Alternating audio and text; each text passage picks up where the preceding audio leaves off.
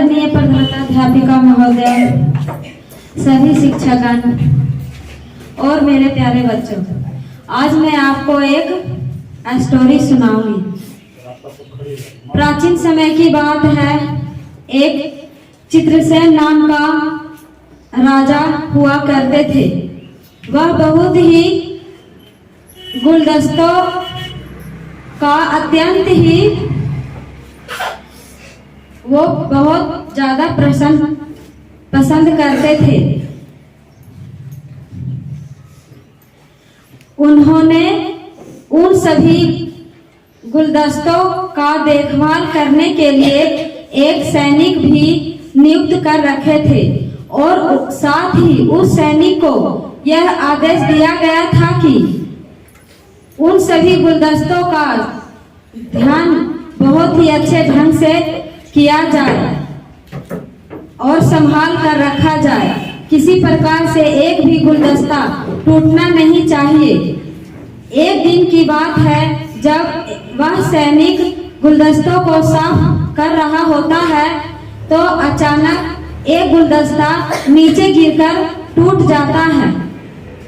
संयोगवश चित्रसेन राजा उसी के निकट खड़े होते हैं और गुलदस्ते के नीचे गिरने के आवाज को सुनकर वह तुरंत ही वहां पर प्रवेश करते हैं और बोलते हैं, हे सैनिक, तुमने यह क्या किया? और वह राजा बहुत ही ज्यादा क्रोधित होते हैं और अपने मंत्री को बुलाकर कहते हैं, इस सैनिक को तुरंत ही फांसी की सजा दी जाए, तुरंत ही इसे फांसी पर चढ़ा दिया जाए। और साथ ही चित्रसेन राजा बोलते हैं कि तुम्हारी अंतिम इच्छा क्या है, वह बताओ, क्योंकि आज के बाद तुम जिंदा नहीं रह सकते।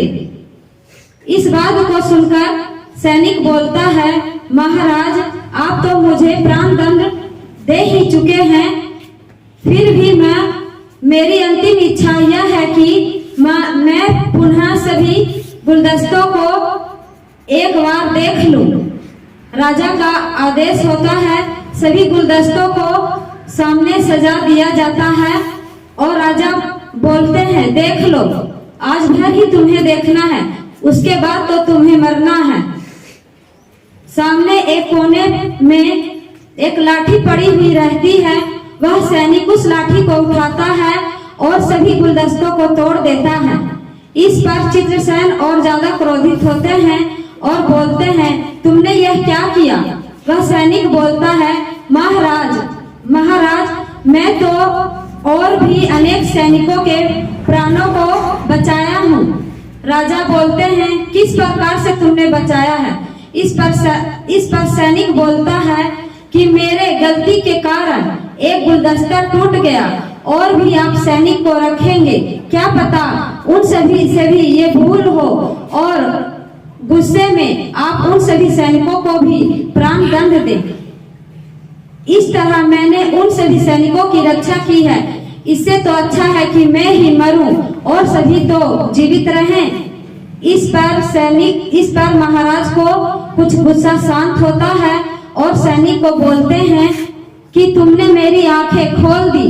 ज्यादा गुस्सा करना अच्छा नहीं होता और गुस्से में लिया गया फैसला भी गलत हो सकता है, इसीलिए सोच समझकर ही फैसला देना चाहिए। इस कहानी से हमें शिक्षा मिलती है कि हमें कभी भी ज्यादा गुस्सा नहीं करना चाहिए और कोई भी गलती हो उसे समझकर सोचना चाहिए, तभी उसी के अनुसार सजा देना चाहिए, क्योंकि गलती में दिया गया सजा तो बहुत ही नुकसान दे सकता है। Thank you. जय हिंद, जय भारत।